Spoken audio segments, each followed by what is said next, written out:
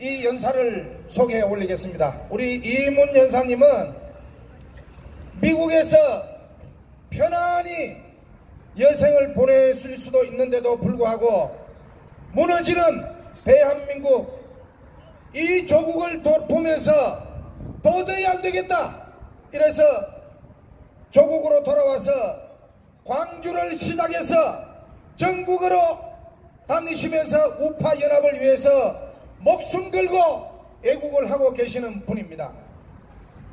우리 이희문 연사님께 힘찬 박수로 연산으로 모시겠습니다.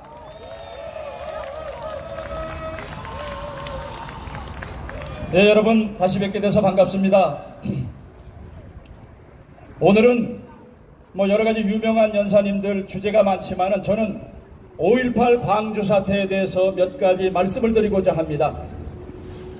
지금 문재인 정부가 5.18 특별법이 제정되고 진상규명위원회가 구성이 되고 있는데 이 와중에 여당 의원들 시켜서 개정법을 2가지 만들고 있습니다.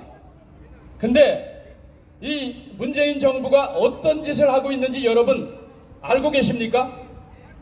진상규명위원회에 이번에 어렵게 하나 집어넣은 게 북한군 개입 문제에 대해서 계속 여러가지 설왕설래 말이 많으니까 이번에 진상규명위에서 그것을 규명하자 하는데 새로 개정 법안을 만든 법안 중에 하나가 아예 북한군 개입 조항을 빼버리자 하는 조항이 하나 있습니다.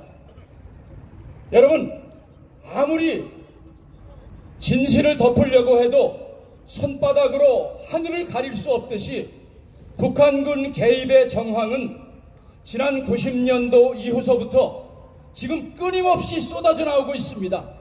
그래서 그것은 아무리 법을 개정하고 바꾸려고 해도 덮을 수가 없습니다. 그보다 더한 것은 바로 5.18 특별법 개정 가운데 하나는 이제 5.18은 단순하게 광주 시내 하나에 국한된 문제가 아니다. 그리고 또 떠나서 5.18의 그 1980년 5월에만 국한된 문제가 아니라 시대를 초월해서 5.18 정신을 헌법에 집어넣겠다 하고 5.18 유공자 명단 가운데 이번에 나온 명단이 약 5천여 명 됩니다. 그러나 저희가 입수한 정보에 의하면 5천명은 아무것도 아닙니다. 여러분 5.18 유공자 이들이 드러내기를 꺼려하는 그 유공자가 얼마나 되는지 여러분 아십니까? 8만 명이 넘습니다. 놀라시지도 않네요. 8만 명이 넘습니다. 바로 이들의 명단이 드러날까봐 지금 수단과 방법을 가리지 않고 5.18 특별법을 다시 진상규명위원회 시작도 하기 이전에 개정을 해서 아예 삭제하려고 하지만은 그러나 수많은 정보들이 쏟아져 나오고 있습니다. 1979년 11월 달에 CIA에 35년간 봉사했던 마이클 리가 증언을 이미 했습니다. 자기가 비엔나에서 동구권 첩보망을 통해서 첩보를 입수했는데 그 다음 해 1980년 여름경에 대대적인 남한에서 소요 사태가 있는 것을 준비해서 북한에서 전면 남침을 준비하고 있다. 그래서 특수군을 훈련시키고 있다. 이것이 1979년 11월 달에 이미 CIA 통해서 미국에 보고가 됐습니다. 그것뿐만이 아닙니다. 전두환 대통령이 1995년 5월 1일에 서울지검에서 서면 보고로 한 기록에도 분명히 나와 있기를 해주에서 약 10만 명의 북괴군들이 특수군들이 준비를 해서 전면전을 준비하고 있다. 이런 사실을 일본 내각조사실을 통해서 보고를 중앙정보부 김영선 제2차장으로부터 들었다. 이게 법정에 기록이 되어 있습니다. 여러분 그래도 북한군 개입이 거짓말입니까? 그 이후에 우리가 알고 있는 북한군 중에 북한 사람 중에 가장 거물급인 황장엽 씨가 97년도에 넘어왔습니다. 그때 황장엽 씨를 빼돌린 공작원 중에 하나가 조선일보 편집장 중에 하나인, 월간조선 편집장 중에 하나인 김용삼 기자입니다. 김용삼 기자가 2013년에 증언하기를 황장엽 씨에게 받은 메모 쪽지, 96년도에 11월 10일 날 받은 메모 쪽지에 황장엽 씨가 이렇게 기록했다고 했습니다. 광주 5.18 사태는 북한의 공명주의자들이 책임을 전가한 사건이다.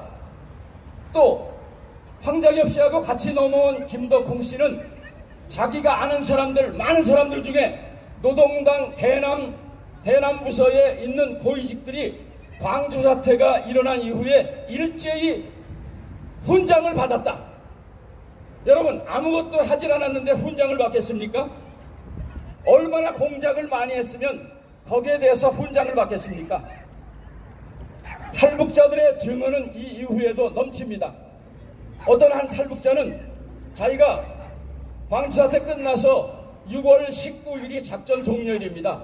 약 3개월 동안에 600여 명의 특수군들이 넘어왔고 79년도 말서부터 6개월 동안에 일본의 대남 간첩을 통해서, 공작원들을 통해서, 그리고 해안으로 육로로 1000여 명이 되는 특수군들이 내려온 상황이 지금 수도 없이 드러나고 있습니다.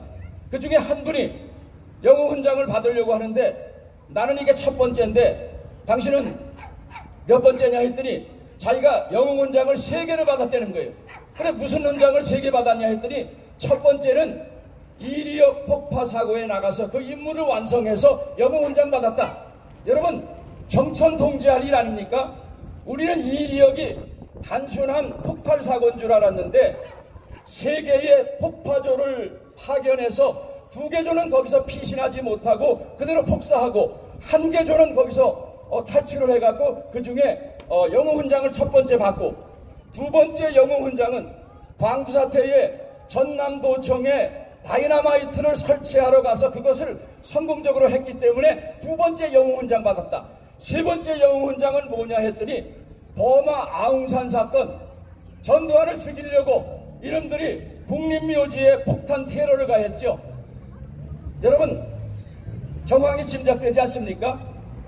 지난 70년 넘게 대한민국에 일어난 크고 작은 사건은, 여러분, 여기에서 일어났던 부마 사태도 순수한 민주화 운동이 이루어졌지만은 사북 사태, 부마 사태, 광주 사태, 모든 사건에 북한군이 개입되어 있고 간첩들이 개입되어 있습니다. 사람들은 이런 얘기를 합니다. 왜 39년이 지난 광주 사태를 지금 자꾸만 얘기하느냐? 몰라서 하는 얘기입니다. 광주 사태는 39년 전에 끝난 것이 아니라 현재 진행형의 사건입니다. 왜냐하면은 광주 사태에 우리가 전라도 사람 다 빨갱이다, 민주화 유공자라고 다 빨갱이다라고 말하는 것은 이건 잘못된 것입니다. 분명히 18년간의 독재가 있었고 그 이후에 군부가 들어서려 하는 것을 반대하는 순수한 민주화 청년들, 학생들이 있었습니다. 그들의 민주화 운동까지 폄하를 해서는 아니 되겠습니다. 알고 보니까 그런 사람들도 희생자였습니다. 왜? 이런 혼란한 상황을 틈타서 북괴군들이 특수군들을 보내고 권정간첩을 보내서 나라를 혼란스럽게 만들고, 만일 광주시에서 다른 한 개 도시로만 이 소요 사태가 확산되면은 전면 남침을 하려는 첩보를 일본에서, 미국에서 이미 이것을 입수를 했습니다. 그래서 600명이 내려온다는 첩보도 입수를 했는데, 안타깝게도 전두환 그때 보안사 사령관인가요? 전두환에게도 이것이 다 보고가 되질 않았습니다. 600명이 넘어온다는 첩보를 정확하게 입수할 수 있는 기무사나 국정원 직원들, 중앙정보부 그 담당 직원이 있는데 이것을 각색한 인간이 바로 사악한 인간입니다. 600여 명이 넘어왔는데 광주 5.18 그 기념재단에 나와 있듯이 5월 21일 날 15시 08분에 연대생들 500여 명을 우리가 환영회를 했다. 이것이 기록되어 있습니다. 근데 이 연대생들 500여 명, 600여 명 되는 사람이 단 한 명도 지금 유공자라고 나타나지 않습니다. 이런 공작지를 정보를 담당자가 받아갖고 상부에 제대로 보고하지 않고 광주에 이런 소요 사태를 틈타서 나라를 혼란스럽게 빠뜨리는 내부 첩자들에게 그 정보를 제공했습니다. 또 미국에서 이 정보를 입수하고 그대로 놔둬서는 안 되겠구나 해서 항공모함 2대를 보냈습니다. 요코스카 항해에 있던 항공모함 하나, 그리고 필리핀 큐빅만에 있던 항공모함 한 대, 2대를 보냈습니다. 근데 이 첩보도 그대로 입수를 해서 그것을 그대로 전달하지 않고 광주 사람들에게 현혹을 시켰습니다. 우리 군부를 무너뜨리고 광주 시민들을 도와주기 위해서 미국에서 우리 광주 시민을 도와주기 위해서 항공모함을 보냈다. 여러분, 얼마나 사악한 인간입니까? 저희는 다른 것보다도 이자가 과연 누구일까? 대통령에게, 국무총리에게도 보고를 하지 않고 이런 거짓 정보 유언비어를 퍼뜨려서 특수군이 넘어온다는 걸 미리 알았으면은 광주 그런 시민들의 희생이 없었을 것입니다.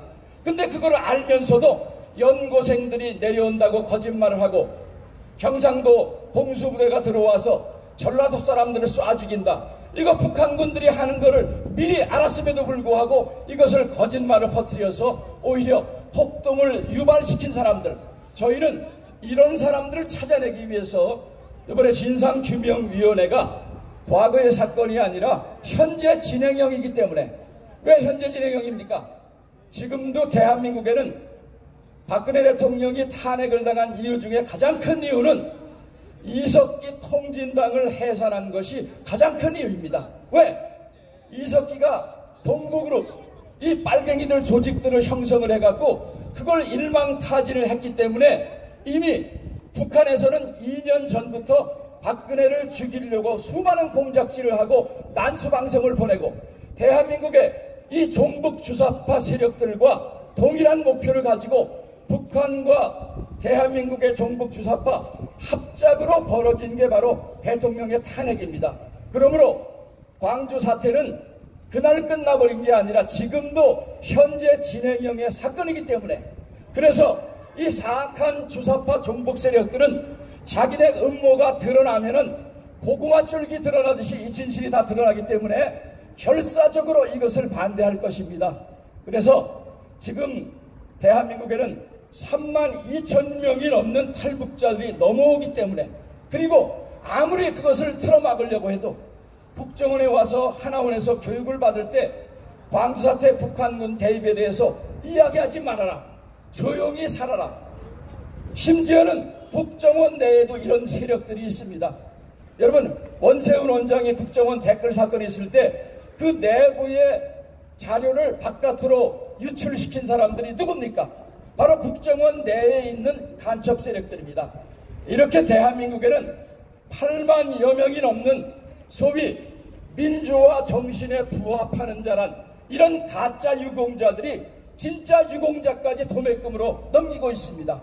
그래서 저희는 이것이 어느 한 개인이나 단체가 할 일이 아니라 우리 모든 사람들이 합해서 해야 될 일이기 때문에 광주 민주화 운동, 그리고 특별히 그 중에 하나가 유공자 명단을 공개하고 유공 내용을 공개하자는 법적인 투쟁을 벌이고 있습니다. 지금도 우리 단체의 젊은 청년들이 광주에 내려가서 7개월 동안에 이 일을 벌이고 있는데 광주 시민들이 양심선언이 나타나고, 왜?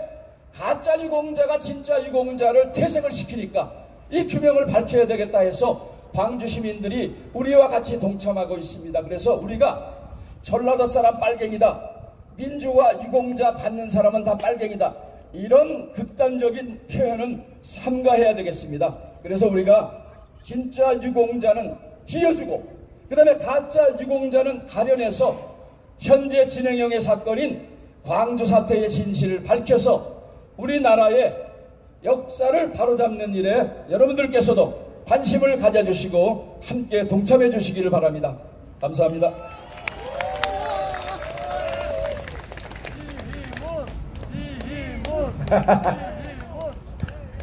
한번 할까요?